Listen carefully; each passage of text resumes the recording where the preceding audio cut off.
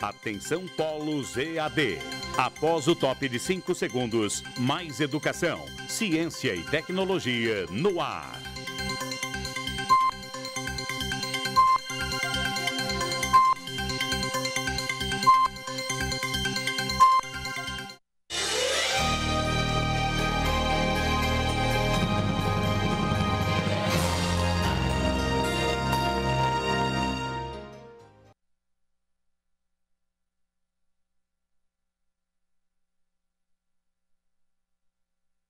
Boa noite, estamos aí para mais um encontro, não é, professor Jordano? Isso mesmo, boa noite. Boa noite, né?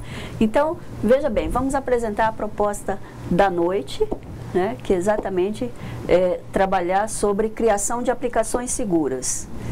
Na agenda que nós teremos para agora, né, nós vamos iniciar aqui com a criação de aplicações seguras. No segundo momento, vocês farão as atividades e, no final, nós vamos retornar aí fazendo as correções, considerações finais e, claro, né, de antemão, solicitando a participação dos senhores, né? Lembro que semana passada a Ariquemes participou conosco, então eu convido aos outros polos e a Ariquemes também para participar conosco nesse nosso encontro, essa nossa aventura da noite, né? Certo, professor? Né? Então vamos lá. Veja bem, quando nós falamos em aplicações seguras, né, alguns cuidados são necessários e importantes. Por que esses cuidados são necessários e importantes, né? Primeiro, eles são importantes exatamente para que a tua aplicação ela tenha credibilidade na execução ou na finalização e apresentação de resultados, certo? Isso é necessário. Mas ela envolve quem? Né? Primeiro, ao envolvimento tanto do ambiente como da equipe técnica de desenvolvimento que estará à frente do trabalho. Então, quando você vai desenvolver uma determinada aplicação e existe lá uma equipe ou apenas um desenvolvedor, alguns cuidados realmente eles devem ser redobrados até, tá? E nesse sentido, né, se a aplicação for proprietária, mais cuidados deveremos ter. Por quê? Porque esses dados eles são tratados como dados sigilosos, por pertencerem apenas a ela, à empresa. Aqui nesse nosso texto nós temos aplicação proprietária. Há duas categorias de aplicações. Os softwares ou aplicações de prateleira e as aplicações proprietárias que nós falamos. Aqueles softwares de prateleira são aqueles que são desenvolvidos, um exemplo simples, o pacote Office, né? São desenvolvidos para atender uma série de pessoas. E aí você vai utilizar os recursos apenas que te são necessários e úteis naquele momento. Uma aplicação chamada proprietária é aquela em que você contrata uma equipe, uma empresa de desenvolvimento e ela vai avaliar todas as tuas necessidades e vai fazer sob medida aquele determinado aplicativo. Por isso que o texto traz aqui, né, que essas informações, por pertencerem apenas a esta empresa, eles deverão ser tratados como sigilosos. Ou seja, uma vez que você dê início, né, o planejamento, para que você desenvolva uma determinada aplicação, é mais do que nunca necessário que você conheça os processos internos da empresa. Logo, esses dados levantados, eles não poderão ficar à disposição de qualquer um, mesmo dentro da empresa. Apenas a equipe de desenvolvimento é que terá conhecimento desses processos. Os níveis de garantia. A norma que faz o gerenciamento, né, a gestão de desenvolvimento de aplicações é a ISO/IEC 15408, ok? E ela apresenta alguns níveis básicos, né, de segurança de uma aplicação. Eles são avaliados em função dos recursos utilizados, para impedir ataques oriundos de agentes maliciosos em seu ambiente de produção. Então, o nível ele vai realmente depender do grau de complexidade. Isso significa que quanto mais complexo, significa maior investimento. A norma fornece um conjunto de critérios fixos que permitam especificar a segurança de uma aplicação de forma não ambígua, a partir de características do ambiente da aplicação e definir formas de garantir a segurança da aplicação para o cliente final. Então, vamos dizer assim, essa sugestão da 15408, ela trabalha em cima de 4 níveis. Vamos ao primeiro nível. O primeiro nível tem a função, né, de testar a funcionalidade do sistema, atender os requisitos solicitados. Então, veja bem, tanto testar as funcionalidades do sistema será que o que foi solicitado pelo cliente, né, depois de um estudo prévio pela equipe de desenvolvimento, realmente está atendendo ou tem alguma informação que não condiz com o solicitado. Segundo ponto que nós vemos aqui, atender os requisitos solicitados, né? Terceiro, identificar as proteções necessárias contra ameaças. É claro que, dependendo do público-alvo ou do ramo de atividade da empresa, essas ameaças, elas sofrem variações. E dependendo do tipo de ameaça, você vai ter que desenvolver algumas ferramentas específicas para assegurar os dados naquela plataforma. Fazer avaliação final na versão final. Então, quando se termina um projeto, não significa que ele já foi totalmente concluído e que você vai finalizar mesmo. Não é assim que funciona. Nós devemos fazer uma avaliação em cima da versão final. Por quê? Porque geralmente, depois de pronto, é que vem uma equipe de teste, vai fazer essa análise, né, item por item, para ver se está tudo redondinho, conforme os pré-requisitos solicitados lá na frente. Comparar requisitos iniciais sem o auxílio do desenvolvedor. Lembra o que nós comentamos aqui há pouco? Fazer a avaliação final na versão final. E quem fará isso? São os desenvolvedores? Não, é uma outra equipe. Por que isso? Gente, você tem um filho, você já ouviu alguma vez na vida a mãe chegar e falar: meu filho é feio? É mais ou menos essa a analogia que a gente faz. Quem cria o programa, ele dificilmente vai conseguir ver claramente alguns erros, certo?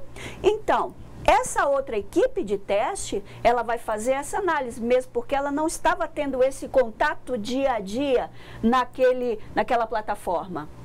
Então, fácil, ela vai conseguir identificar falhas, se houver, claro, né? Então, não significa que todas as aplicações, elas contenham falhas, mas é importante, sim, fazer uma análise final, da versão final. Por quê?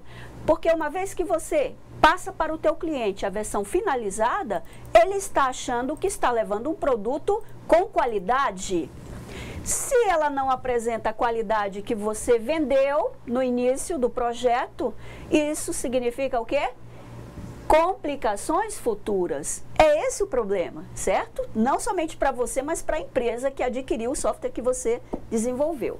Nível 2. Nesse nível 2, nós temos garantir que as aplicações desenvolvidas estejam atendendo aos padrões pré-estabelecidos. Segundo, realizar uma análise para verificar as vulnerabilidades do sistema. E, terceiro, aplicar os testes para observar a segurança e validar os dados.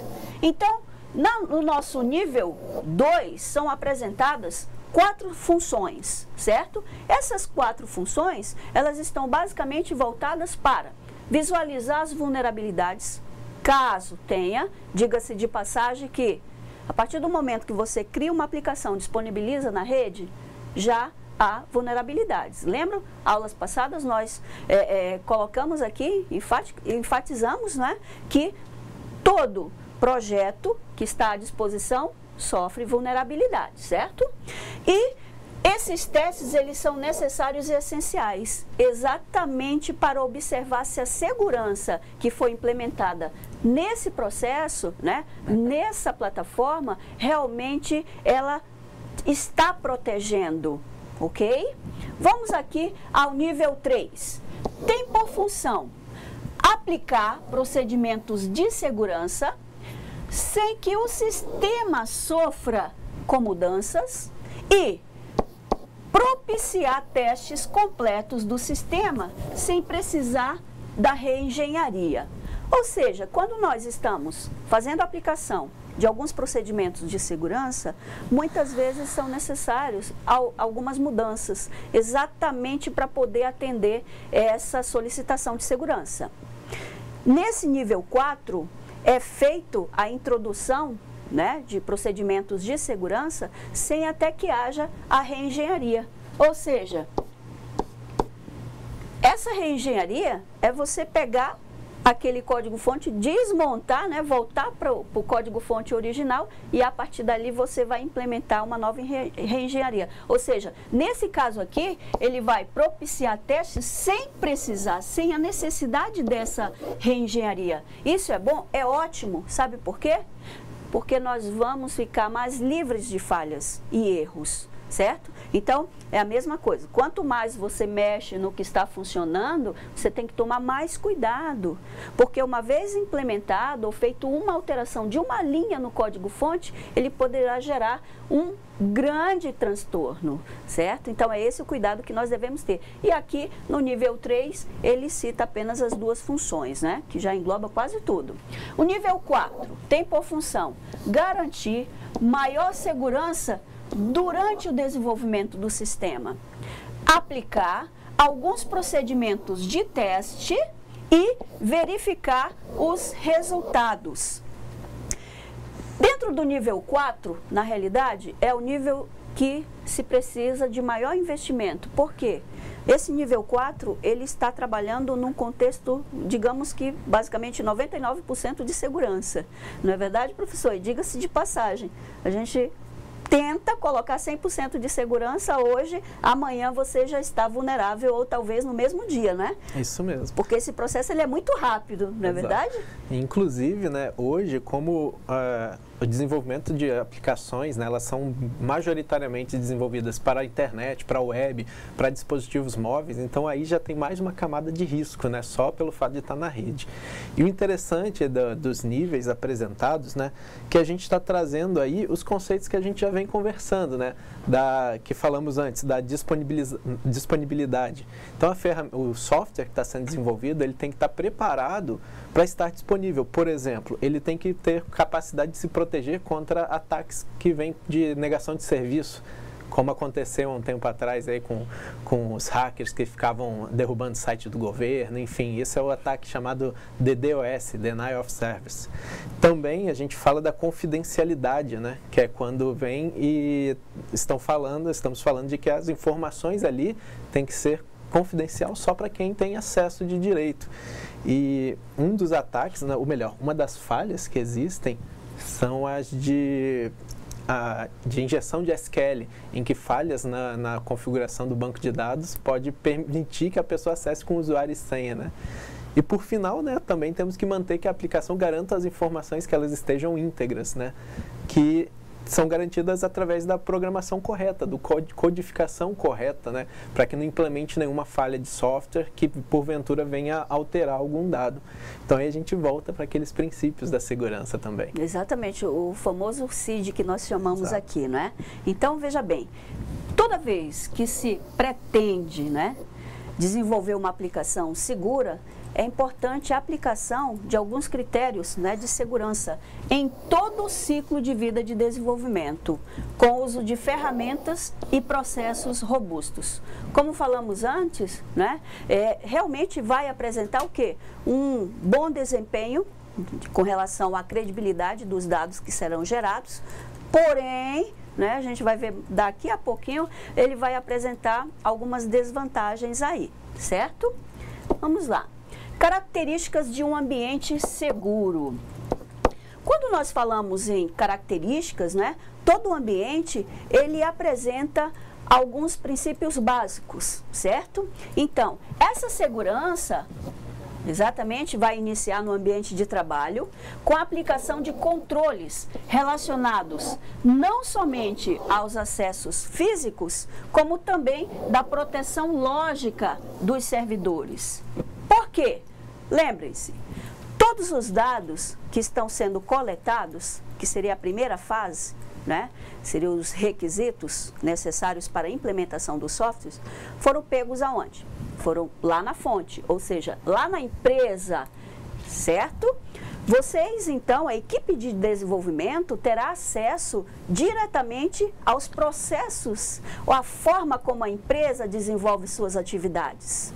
Nesse sentido, né, esses controles, né, eles devem estar introduzidos desde os acessos físicos, ou seja, primeiro os dados não poderão ficar em qualquer lugar, eles deverão ficar restritos e somente pessoas autorizadas terão acesso a essa, vamos dizer, a esses recursos, essas informações, além dessa proteção lógica dos servidores, ou seja, terá uma equipe ou alguém, né, designado pela equipe que estará resguardando o processo de desenvolvimento lógico, né? Quem acessa as informações, quem pode incluir, quem pode excluir e assim por diante. Quando nós falamos aí dessas características, né? Teve uma palestra na Serpo e Melo diz a seguinte coisa, apresentou como características. Primeiro, divisão entre ambiente de desenvolvimento, teste e construção. Isso vai inibir o roubo de código ou simplesmente a indisponibilidade da equipe de desenvolvimento, certo? Uma vez que você divida essas equipes, eles realmente vão ter contatos prévios, mas não contatos cotidianos, certo? Isso realmente vai facilitar esse gerenciamento. Por quê? A equipe de desenvolvimento não terá acesso, né, mais à frente de como realmente vai ser feita a finalização do código, certo? Eles vão criar, fazer a construção, na etapa de testes, implementações, né, de segurança, eles já não terão muito acesso. E isso realmente vai inibir a questão do roubo do código-fonte. Então, eles terão parte do código-fonte e não o total. Certo? E aí começa, né? Quando você copia, desenvolve um pequeno programa, se você copia o programa, o código-fonte pela metade, o que vai acontecer? Ele não vai ser executado corretamente. No mínimo, ele já vai apresentar uma série de linhas de erros, não é, professor? Que ele sempre vai fazer isso, né? Isso mesmo. Então, esse cuidado aqui deve ser tomado. Outro ponto. A equipe de desenvolvimento deve seguir as especificações de segurança para evitar falhas. Veja bem, essas especificações de segurança, elas devem ser formalmente apresentadas a essa equipe, exatamente para evitar alguns transtornos durante ou mesmo após, né, a finalização desse projeto. Próximo, aqui nós temos, manter um ambiente seguro é uma tarefa que requer o quê? Primeiro, uso de regras formalmente especificadas. Elas têm como característica fácil entendimento, que sejam de conhecimento de todos em uma empresa. Lembra de uma política de segurança quando se cria? Então, ela deve ficar à disposição dessa equipe de desenvolvimento. A linguagem dela deve ser extremamente fácil, né? E não deve ser muito longa, sem muitos detalhes. Ela tem que ser mais enxuta, concisa, porém, ela tem que dar conta do recado, né? Então, ali deverão estar previamente estabelecidos o que pode e o que não pode ser feito. Próximo, que tem alguém responsável por manter vivas essas regras na empresa. Que alguém é esse? Geralmente, esse alguém é aquele que faz o gerenciamento e o controle das atividades que estão sendo realizadas nesse projeto. Então, ele também vai se responsabilizar por fazer com que as regras previamente estabelecidas e que a equipe já tenha ciência da sua existência, elas realmente entrem em execução. Ou seja, ele vai observar se as pessoas estão utilizando, aplicando, né, os códigos de segurança tratados anteriormente, se realmente eles estão trabalhando em cima disso, certo? Então, ele vai ficar observando, ok? Avaliação periódica e adaptando-as às novas necessidades. Essa mesma pessoa, esse alguém, não é, que é o responsável por manter vivas na empresa esse código de conduta, vamos dizer assim, profissional, ele também vai fazer a avaliação periódica dessas regras, certo? E a partir daí, ele vai fazer adaptações às novas necessidades. Por quê? Uma política de segurança, ela não é um projeto finalizado. Ela é um projeto que tem como característica flexibilidade e dinamismo. Essa flexibilidade permite introdução e exclusão de medidas. O que hoje é seguro, amanhã pode não ser. E as ferramentas que hoje fazem a segurança, amanhã poderão estar obsoletas. Então, esse processo, ele é sempre assim, é flexível e ele é dinâmico. Etapas para a segurança no ambiente de desenvolvimento. O autor chamado Maurício Lira, ele propõe aí um modelo de segurança no ambiente de desenvolvimento com as seguintes etapas. Claro, baseado aí na norma ISO/IEC 15408. As etapas são gerência de configuração, distribuição, desenvolvimento, documentação, suporte ao ciclo de vida, teste de segurança, avaliação de vulnerabilidades. Veremos então cada uma delas. Primeiro, gerência de configuração. Primeira etapa, segundo Lira. Essa gerência de configuração permanente no ambiente de desenvolvimento, né, é sugerida para o ambiente, pois auxilia na garantia dos aspectos básicos da segurança da informação, como a integridade do sistema. Veja bem, por ela ser uma gerência permanente, ela é capaz de identificar desde o início as falhas, ela vai poder fazer uma análise e modificação durante o processo. Não vai terminar o processo de desenvolvimento para modificar. No desenrolar das atividades, essas regras, elas já poderão ser automaticamente mudadas, certo? Sem trazer nenhum prejuízo. Dessa forma, ela vai assegurar o quê? A integridade do sistema, que esse é um dos princípios básicos, né? Como o professor Jordano acabou de citar para nós. Essa gerência, ela tem por função prevenir modificações, inserções e deleções sem autorização na documentação do sistema, de forma a auxiliar no processo de desenvolvimento menos suscetível a erros ou negligência humana. Então, como existe essa gerência, somente com autorização prévia é que poderão ser modificadas, digamos, algumas estruturas internas do próprio código. Vamos entender assim já, né?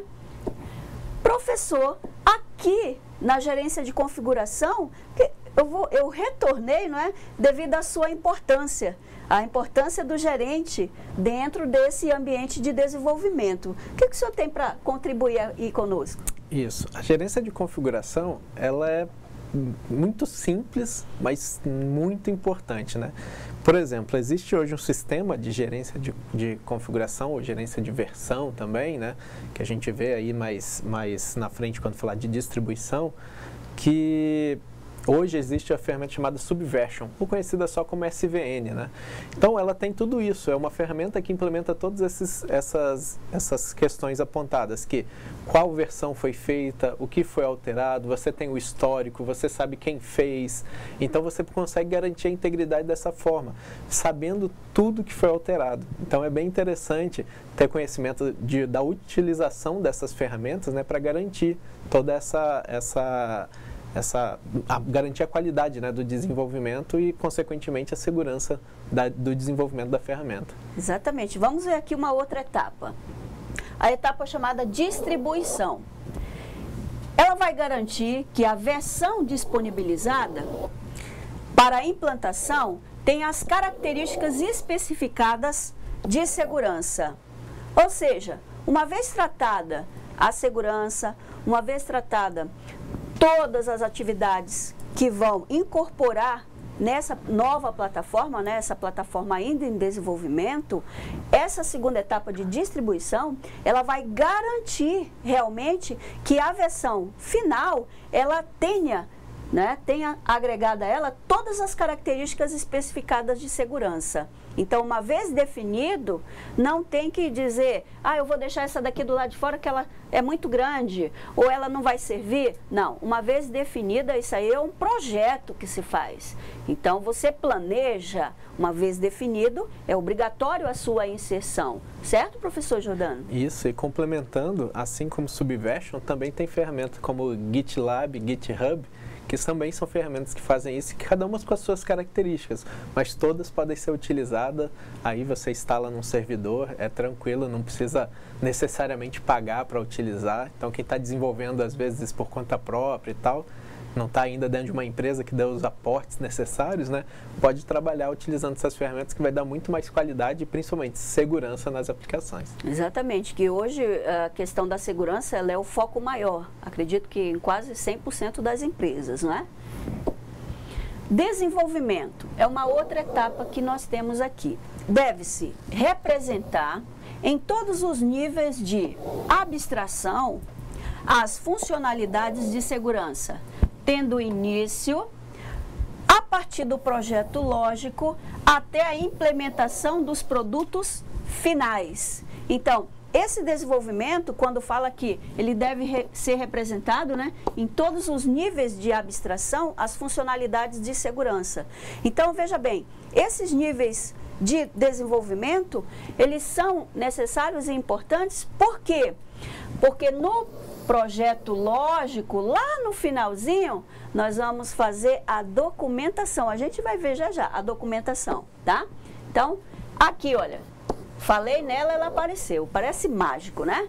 Então, quando nós falamos aí em documentação, há dois tipos de documentos que deverão ser preparados pela equipe de desenvolvimento. Aí, tem uma observação a ser feita. Manual do usuário. Geralmente o manual do usuário, ele vai obter o quê? As instruções de uso e descrição das funcionalidades de segurança. Esse manual do usuário, ele em momento algum, ele deve conter informações com palavras técnicas, a linguagem ela tem que ser muito bem fácil o seu entendimento, né? Para que não ocorra distorções. Porque o usuário final, geralmente é aquela pessoa, em alguns casos, que não tem conhecimento de TI, de desenvolvimento, ele não sabe lógica de programação. Então, você vai fazer o manual igual uma receita de bolo, digamos, tem que ser passo a passo e bem detalhado. E com inserções de algumas figuras, para que quando ele abra aquele manual, esse manual realmente se torne o melhor amigo dele. Tá? Então, tem que ser uma linguagem extremamente simples. Já o manual do administrador não requer esses cuidados, porque, na realidade, é o administrador que vai dar suporte no sistema dentro da empresa, né? Então, tem como características auxílio referentes à manutenção, administração e configuração e garantia do uso correto e seguro do sistema. Então, veja bem, com relação à documentação, há dois tipos de manuais, o manual do usuário e o manual do administrador, que é extremamente importante, não é, professor? Isso mesmo, é quando não tem nada pior do que você chegar para pegar um programa para alterar ou para dar manutenção nele E você olha lá e fala, meu Deus, o que eu faço agora? Porque não tem nenhuma informação ali, né?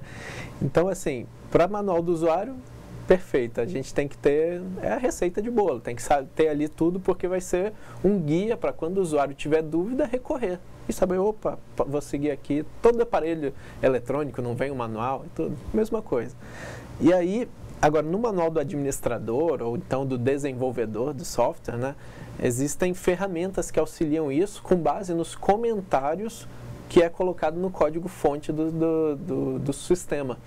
E uma, para quem utiliza Java, né, é a JavaDoc, né, que ela é integrada, né, com a ferramenta e ele gera toda a documentação do código, todo o manual, vamos chamar assim, do código, em HTML. Você pode ver com página web, pode disponibilizar para numa intranet, por exemplo, que o desenvolvimento aconteça e continue, né? Porque se você não documenta o seu código, outra pessoa para refazer, é mais fácil começar do zero do que continuar. Para aplicar uma reengenharia, porque só uma observação aqui. A equipe que desenvolve o projeto não significa que será ela, a mesma equipe, que fará mudanças, upgrades daqui a 1 ano, 2 anos, né? Então, é exatamente isso que o professor Giordano comentou conosco. Então, isso é interessante, obter, no caso, um bom manual com todas as informações referentes ao código da implementação. Uma outra etapa aqui é o suporte ao ciclo de vida.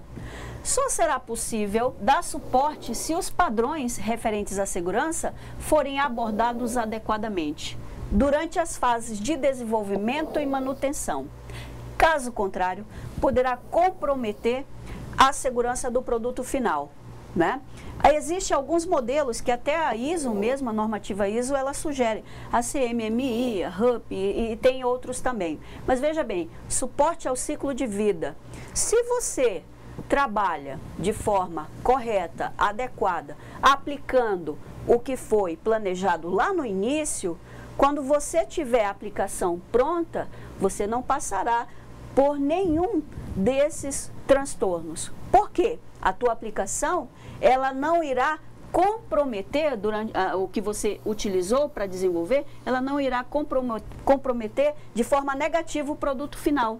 Muito pelo contrário, se você utilizou adequadamente as ferramentas, consequentemente você terá um bom programa. Aliás, que ele tenha um bom desempenho e que realmente tenha a questão da segurança ali garantida, tá? A qualidade do programa. Testes de segurança. Mecanismos de testes, eles podem ser criados para garantir que a aplicação esteja atendendo aos pré-requisitos definidos, tais como uso de ferramentas case, que disponibiliza o processo de teste automatizado, teste de instalação, de aceitação, unidade e integração. Vamos a uma outra etapa aqui. Avaliação de vulnerabilidades. Cuidados que devem ser tomados para isso. Primeiro, cuidados referentes ao mau uso do aplicativo. Introdução de vulnerabilidades durante o desenvolvimento. Se a equipe de desenvolvimento não acompanha, né, o que foi planejado, isso aqui com certeza terá. Então, apresentará falhas futuras. Aplicação de configurações incorretas. A ISO sugere a aplicação de um método com atividades de planejamento, acompanhamento, definição dos testes para verificação. Certo, professor? Certo. Apenas um comentário, né? Quando a gente fala assim de introdução de vulnerabilidades, aplicação de configurações incorretas, eu acho que a gente se lembra, né, eu não lembro se foi no Senado, eu sei que foi em alguma instância, né, política, que havia uma votação e que o sistema que contabilizava as votações, né, que são secretas lá, contabilizava os votos, né? E aí havia uma alteração no programa que contava mais para um do que para outro. E aí, através de uma auditoria no sistema, identificou que alguém programou isso. Então, tudo isso está por dentro dessa questão da avaliação das vulnerabilidades. será que um programador da empresa é uma vulnerabilidade? Dependendo, pode ser. É claro que existem N casos, isso é só um exemplo. Mas vale a pena lembrar por que nós devemos seguir, né, como a norma prevê. Isso. E só complementando aqui a informação do professor, foi lá no Senado, né, onde tudo acontece, certo? Então vamos lá. A garantia da segurança de um sistema, né, no ciclo de vida, de desenvolvimento, ela está associada à aplicação de cuidados especiais durante o seu desenvolvimento, resultando em um código-fonte confiável, mais seguro e robusto. Infelizmente, a pequena desvantagem, né, eu digo pequena porque ela pode ser contornada, né, é que, por ela ser mais robusta, por quê? A partir do momento que você introduz no teu código-fonte mais informações, ou seja, você quis introduzir informações ou códigos voltados para a área da segurança. Isso significa mais linhas de códigos. Isso significa que são implementados vários testes antes de acessar o dado, certo? Então, implica em que, numa robustez maior do sistema, ele vai ficar um pouco mais pesado, como alguns conhecem, né, na área de desenvolvimento. E isso é considerado uma desvantagem.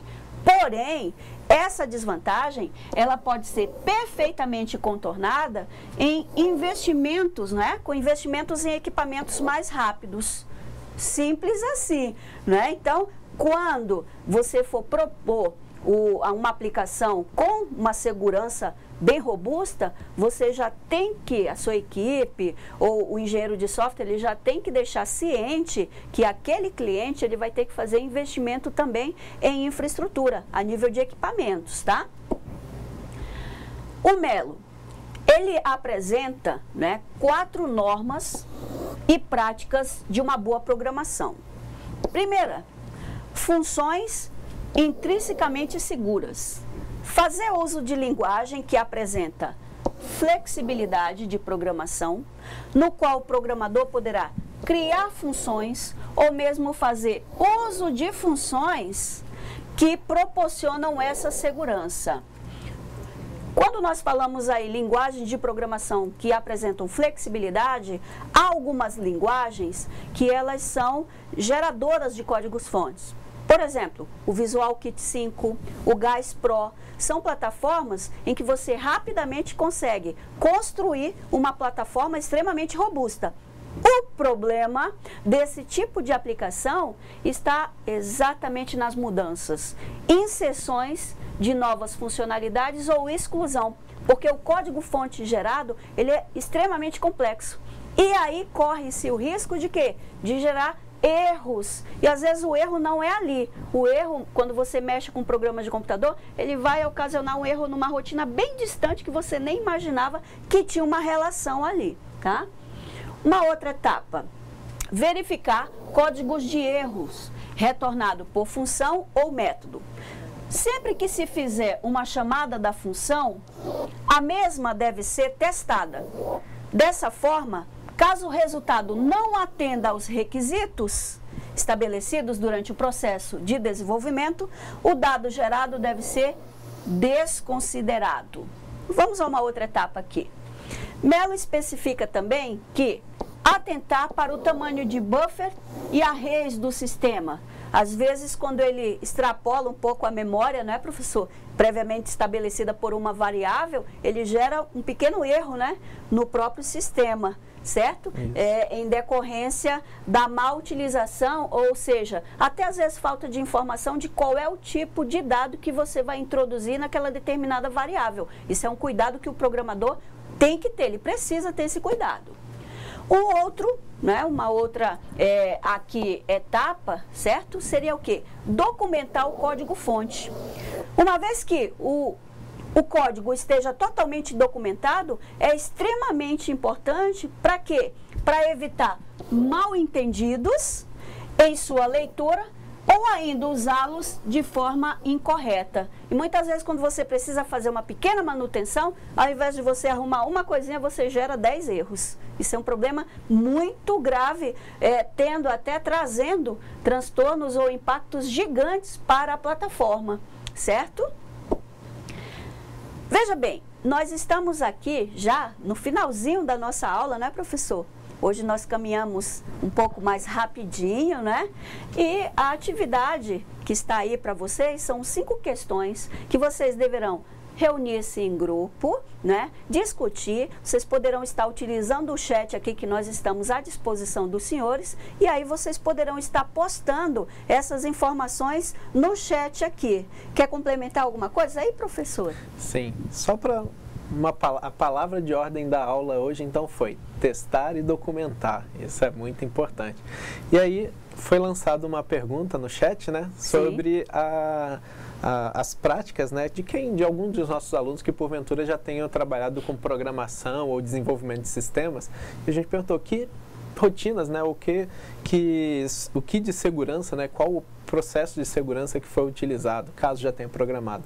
E aí, lá de Colorado do Oeste, veio um comentário, né, de que teve um aluno nosso, o aluno Tiago, ele desenvolveu, né, um pequeno banco de dados, algo que aparentemente é simples, e ele fala assim, não lembro se eu fiz alguma coisa. Olha, pode ser que ele não lembre, mas provavelmente ele fez. Provavelmente um simples acesso por usuário e senha, que já é um pequeno, vamos dizer, indício de segurança. Isso, provavelmente ele tratou a confidencialidade ali, ou então ele implementou testes para saber, opa, será que o que eu estou buscando realmente está vindo? O que eu estou solicitando ao sistema, ele realmente vem? Então aí a gente está falando também da integridade, que a informação que retorne seja íntegra. Então é muito provável que mesmo às vezes a gente sem se atentar, a gente está fazendo. E são nesses pequenos detalhes que estão aí os trabalhos de segurança cada vez mais evoluindo. Exatamente. E só para complementar aqui a fala do professor, né, é que todas as empresas, elas, mal ou não, elas têm algumas políticas de segurança, não é, professor? Isso. Nem que seja aquelas mais simples, entrar, registrar a tua frequência, a tua entrada, a tua saída, desenvolver um relatório, assinar um relatório, são pequenas medidas de segurança que estão ali, tá? Então, veja bem, nós vamos sair agora para um pequeno intervalo, na qual vocês deverão reunir-se aí em grupos e responder as nossas questões, ok? Então, até daqui a pouquinho.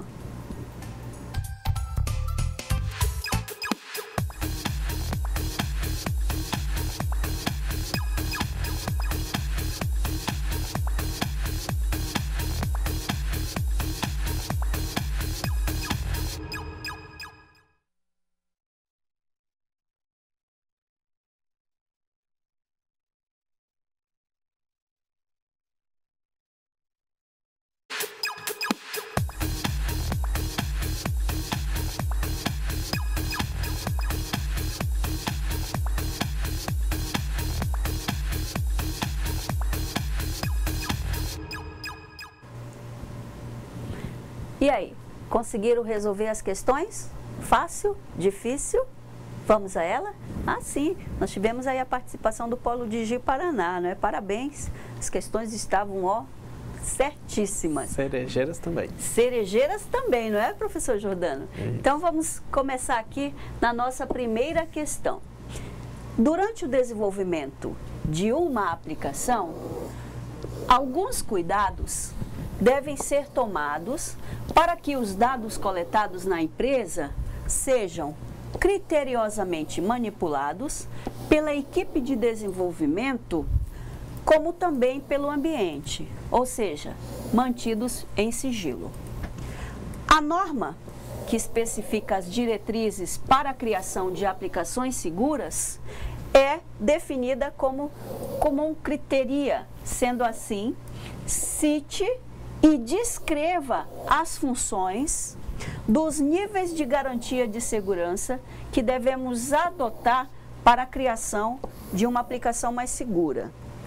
O que nós temos aqui como resposta é baseado em cima da norma 15.408, porque o critério comum é a normativa origem, a normativa raiz.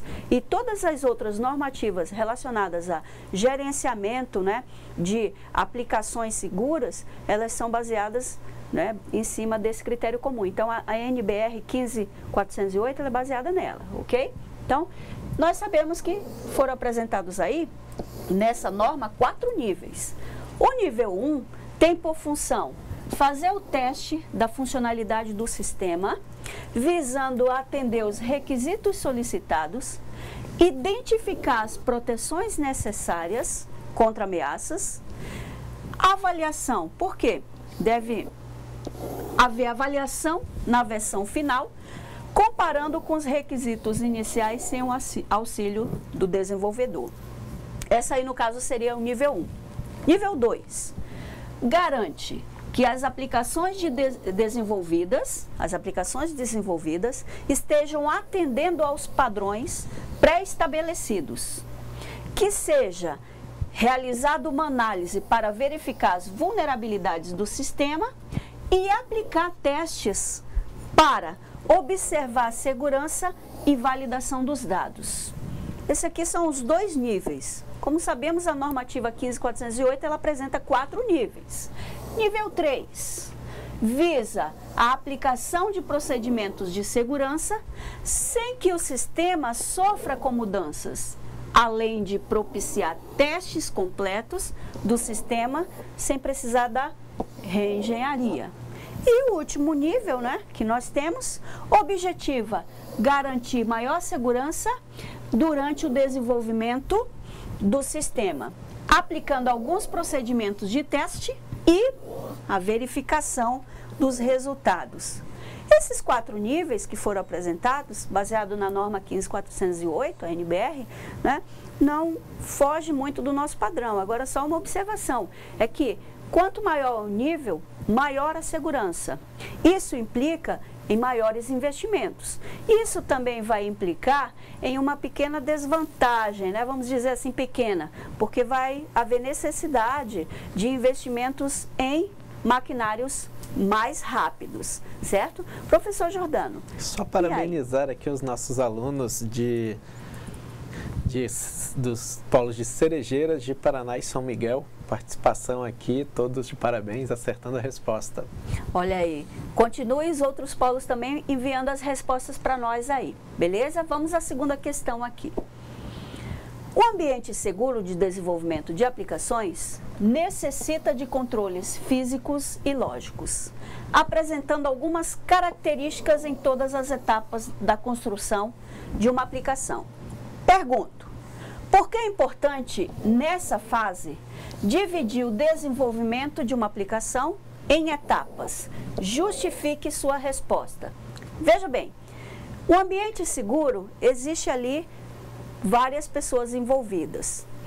É necessário, antes de qualquer coisa, a apresentação das diretrizes voltadas, as normas, né, voltadas para um ambiente seguro. Todos devem ter ciência.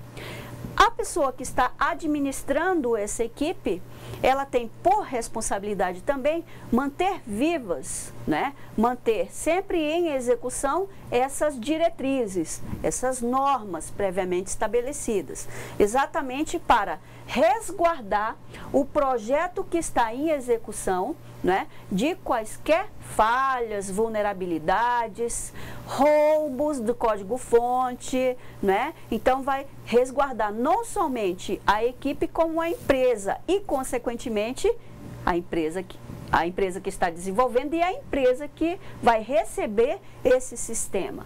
Vamos aqui à resposta. Quando se divide em etapas um processo, torna-se mais fácil o seu gerenciamento, pois o controle diante dos processos é maior. É sugerido um ambiente de desenvolvimento de teste e construção. Dessa forma, servirá para inibir o roubo de código ou mesmo sua indisponibilidade da equipe de desenvolvimento, evitando possíveis falhas, né? Uma vez que você divida a equipe, cada uma para fazer uma etapa desse processo de desenvolvimento, vai ficar mais fácil o gerenciamento, o acompanhamento, a visualização de possíveis falhas e, nesse sentido, vai ficar até mais fácil fazer o controle das atividades que já foram realizadas. E assim, né, nós vamos conseguir fazer a avaliação e os testes previamente definidos. Isso é bem bacana, né? Nesse sentido, nós vamos evitar falhas futuras que muitas vezes quem desenvolve não consegue ver o seu erro. Mas a outra equipe que vai fazer essa avaliação, como ela não teve esse contato ainda, né, com detalhes dessa nova plataforma, possivelmente ela visualize sem um olhar tendencioso. Então, ela vai olhar, vai encarar como uma plataforma nova, que ela vai conhecer, né, vai fazer a avaliação detalhada e, a partir daí, baseado nos pré-requisitos, é que vai observar se houve falhas ou não, ok? Questão 3. Manter um ambiente seguro é uma tarefa que requer uso de regras formalmente especificadas e que tenha um profissional responsável por essa árdua tarefa. Explique de que forma esse profissional pode manter viva as regras especificadas para um ambiente seguro. Nossa resposta aqui, olha. As regras devem ser de conhecimento de todos, elas devem apresentar ou ser de fácil entendimento. Esse profissional terá que avaliar periodicamente e, além disso, fazer adaptações às novas necessidades. Esse processo ele deve ter também como características flexibilidade e dinamismo, justamente para não ficar obsoleto. Então, veja bem, explique de que forma esse profissional pode manter viva essas regras na empresa. Há várias formas. Algumas delas estão aqui, que é exatamente manter as regras, né, à disposição de todos. Ou seja, todos da empresa devem ter conhecimento dela. Esse é o primeiro ponto. Segundo, para que elas sejam executadas, de início, é necessário um acompanhamento, ou seja, alguém para ficar supervisionando se realmente essas regras estão sendo devidamente executadas, devidamente acatadas. Quem de vocês se sente mal quando o seu chefe chega lá e diz: olha, a partir de amanhã ninguém mais vai tomar cafezinho na empresa? Isso é bom ou isso é ruim? Alguns vão dizer para mim, tanto faz, mas a grande maioria vai dizer: isso é péssimo, eu não consigo trabalhar sem cafezinho. Não é verdade? Aí, a garrafa está ali. Para quem é acostumado a tomar todo dia, ele vai querer tomar sim um cafezinho, não vai? Ou não? Não. Então, já uma palestra apenas já é o suficiente, ou uma circular na empresa já é o suficiente para que todos atendam e obedeçam? Não é assim que funciona, não é? É necessário o quê? Um acompanhamento, uma supervisão dessas regras previamente estabelecidas. E aí, no caso, todas as regras, elas devem ser avaliadas periodicamente. Por quê? As regras, elas não são um projeto, uma proposta finalizada. Elas têm como características a sua flexibilidade e o seu dinamismo. Isso significa que elas poderão apresentar, com o passar do tempo, falhas. Ou seja, se você não as atualiza periodicamente, ainda mais em se tratando de tecnologia, consequentemente, a tua plataforma vai ficar obsoleta. E mais, extremamente vulnerável, que é exatamente o que nós não queremos. Professor? Isso. O nosso aluno Amisael, lá do Polo de Cerejeiras, né, ele citou realmente sobre essa parte do supervisionamento. Né? Ele respondeu o seguinte: fazendo o gerenciamento de todas as etapas e supervisionar se todos os usuários estão cumprindo os requisitos de segurança necessários. Muito bom. Muito bom, parabéns aí. Mas é interessante que esse supervisor, ele deve ser o cara mais amado da empresa. É verdade ou não? Né? Que geralmente você diz, lá vem o chato, né? Lá vem ele de novo. Porque no início é assim que funciona. Até você perceber que realmente essa regra, ela tem que ser o quê? Ela precisa ser considerada, ela precisa ser executada, certo? E eles não são chatos não, eles são ótimos. Por quê? Porque você vai estar trabalhando numa empresa que oferece um serviço de qualidade. Isso é muito bom. Isso é um diferencial hoje em dia. Quarta questão. A norma ISO/IEC 15408 sugere um modelo composto por etapas para assegurar o ambiente de desenvolvimento. Cite-as e defina as mais importantes. Veja bem, nós vimos agora há pouco que existem algumas etapas, certo? Vou até puxar aqui a resposta. Existe ali algumas etapas. Por exemplo, gerência de configuração, distribuição, desenvolvimento, documentação, suporte ao ciclo de vida, teste de segurança, avaliação de vulnerabilidade. Essas são as etapas. Agora, se você pegar uma ou outra, não vai ficar falha a tua política, a tua implementação de segurança? Então, o que a gente deve ter em mente? É que todas as etapas, elas são de extrema importância, pois são totalmente dependentes para o desenvolvimento de um ambiente seguro. Ou seja, uma vez que uma não esteja sendo devidamente e adequadamente utilizada ou aplicada, isso vai gerar o quê? Uma possível vulnerabilidade, uma possível ameaça ao projeto inteiro. É a mesma coisa, você mora com 2, 3 pessoas na sua casa, sua família. O que vai acontecer? Você entra em casa, fecha a porta com a chave, tudo bonitinho, mas o outro não fechou.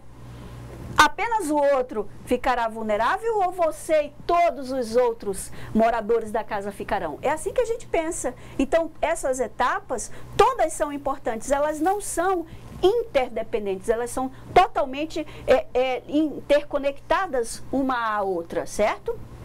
E nesse sentido, caso uma dessas etapas seja oculta, não haverá garantia da integridade dos dados, pois alguns ou todos poderão ser violados, que nós acabamos de falar, né? Então, isso é bastante complexo. Então, quando a gente coloca aqui quais as etapas são mais importantes para o desenvolvimento de uma plataforma, é importante que todas elas sejam seguidas. Claro, aí dependendo do porte da empresa, do grau de complexidade, né, daquele sistema, como é que ele vai ser produzido, como nós falamos, é um processo flexível e dinâmico. Então, você vai fazer o quê? As adequações a partir das características apresentadas na plataforma em desenvolvimento, certo? Então, por isso que há uma equipe que faz uma análise prévia para exatamente desenvolver a melhor estratégia de segurança para aquela aplicação, ok? Nós vamos prosseguir aqui. Vamos à quinta questão, não é? A nossa última questão. Essa última questão diz: os cuidados demandados durante o desenvolvimento de uma aplicação garantem a segurança do código-fonte, tornando-o mais confiável e robusto. Contudo, haverá vantagens e desvantagens. Cite-as e explique-as. Primeira coisa, todo cuidado é importante e necessário. Vamos dizer assim, é essencial hoje em dia, tá? Hoje em dia, quem não guarda os seus dados corre vários riscos, certo? Então, vantagens, vamos começar pelas desvantagens, né? Primeiro o ruim, depois o bom, né? Então, a desvantagem aqui, que são apresentadas. Primeiro, o programa final, ele ficará um pouquinho mais lento. Por quê? Uma vez que você introduza mais rotinas, e essas rotinas, elas são de segurança, ou seja, vai implicar em mais testes, você solicita um serviço no teu sistema. Primeiro, ele vai fazer a verificação lá na base de dados se você pode solicitar esse tipo de informação. Segundo, ele vai verificar se aquele tipo de dado, a forma que você solicitou, está de acordo, está condizente com a base de dados. E por último, ele vai aplicar os testes, outros testes de segurança. Se esses critérios eles não forem atendidos, consequentemente esses dados eles serão, o que você solicitou, ele vai ser descartado de cara. Por quê? Opa, essa pessoa aqui não está solicitando de forma adequada, não está seguindo as regras. Será que é um invasor? Será que é um hacker? Então é assim que o sistema vai pensar, certo? Demandará uma desvantagem, maior investimento em equipamentos para melhorar o desempenho, né? Então, uma vez que o sistema fique lento, uma solução para esse problema é exatamente a aquisição de novos equipamentos de informática, a substituição, o upgrade daqueles que já estão lá. Por quê? Porque senão ele vai demandar o quê? Um pouco mais de tempo para executar a mesma atividade que poderia ser mais veloz numa máquina mais rápida. Isso é um investimento. Esses investimentos eles são a longo prazo. No início aparenta, né, assusta quem tem que arcar com isso, né, o empresário. Mas a longo prazo ele vai perceber que o investimento ele vai ter um benefício muito similar ou até mais, um benefício muito maior, porque os dados dos clientes que estão trafegando na rede, eles estão resguardados, eles estão seguros. Professor?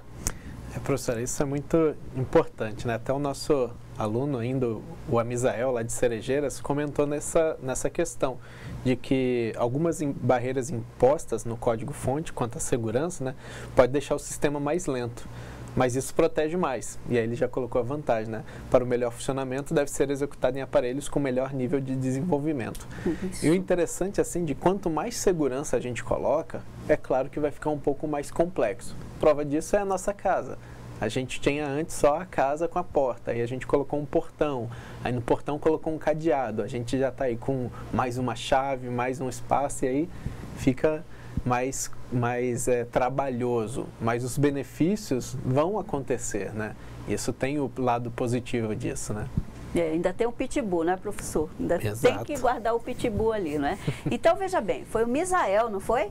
Misael, sua resposta está perfeita, está corretíssima, tá?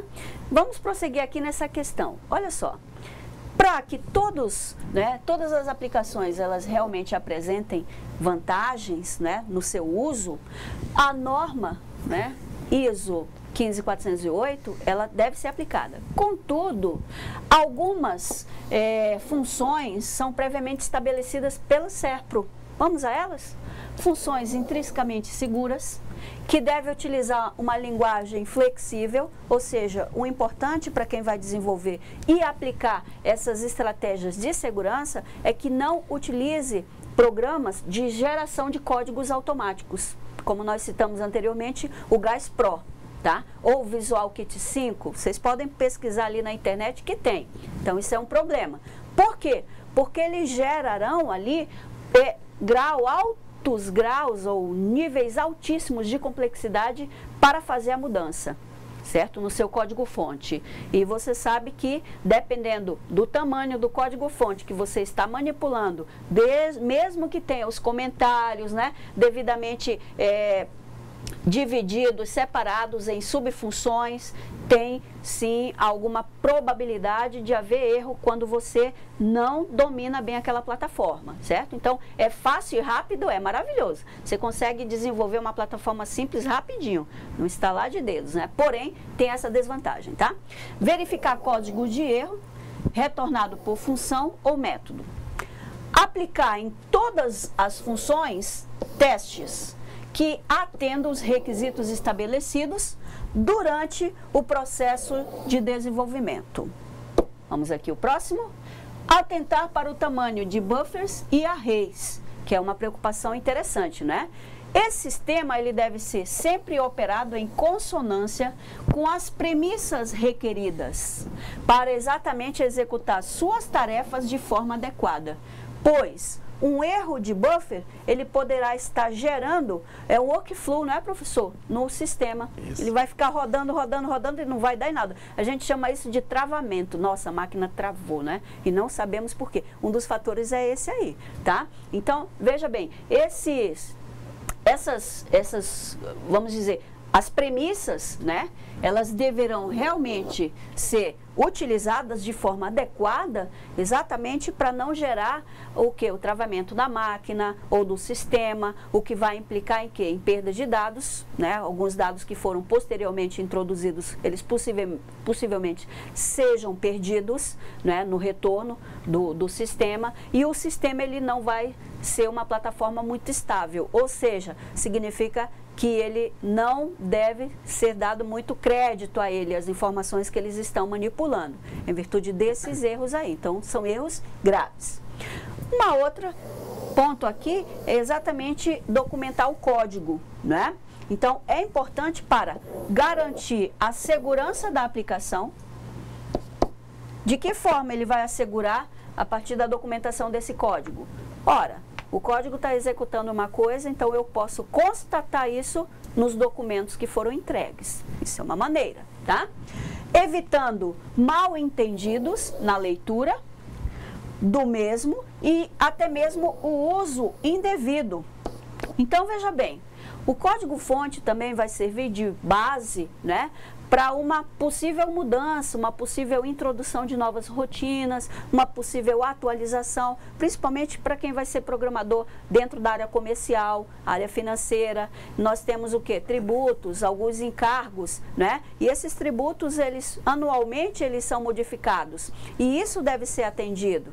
Por quê? Porque senão a empresa, digamos o escritório de contabilidade, que você desenvolveu um sistema para esse escritório, ele não está condizente com as normativas, com as leis, impostos, encargos, consequentemente, esse escritório de contabilidade, ele sofrerá algumas sanções da lei, não é? Porque ele estará fazendo os cálculos indevidamente. Então, nesse caso, é importantíssimo, né, a obtenção desse código-fonte exatamente para dar um suporte, né, e, na realidade, dar uma segurança maior em quem está utilizando, quem está comprando, adquirindo esse sistema. Até pouco tempo atrás, 1980, né, a gente não ouvia nem falar em engenharia de software. Lembra disso, professor? O programador, 1970, não é da, me chamou de velha. Na época de 1970, o que acontecia? O programador geralmente era o dono da empresa, ele programava, ele utilizava, quando ele morria, balbal o programa. Era assim que acontecia. Por quê? Porque não se falava em documentação, não se falava em DFDs.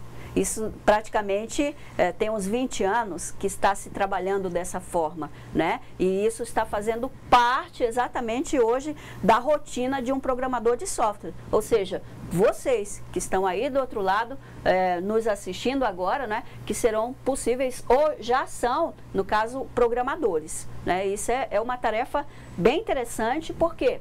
Porque isso aqui faz parte de uma das atribuições hoje do desenvolvedor de software, não é isso, professor?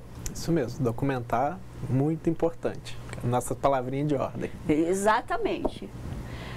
Bom, o que vocês vão fazer agora durante a semana, né? Nós estamos finalizando aqui a nossa aventura da noite, né? Que foi exatamente a abordagem sobre desenvolvimento de aplicações seguras. Espero que vocês tenham absorvido algumas informações. Caso tenham dúvidas, poderão estar diretamente no AVA solicitando informações e também pegando o material o livro que está à disposição para vocês no AVA. As atividades da semana que vocês deverão desenvolver é um questionário. Esse questionário ele estará disponível para vocês do dia 14 até o dia 20, certo? Professor? Bom, só lembrando, né? Amanhã, Dia dos Professores, a gente não pode deixar passar em branco uma data tão especial para essas pessoas que nos ensinam, né?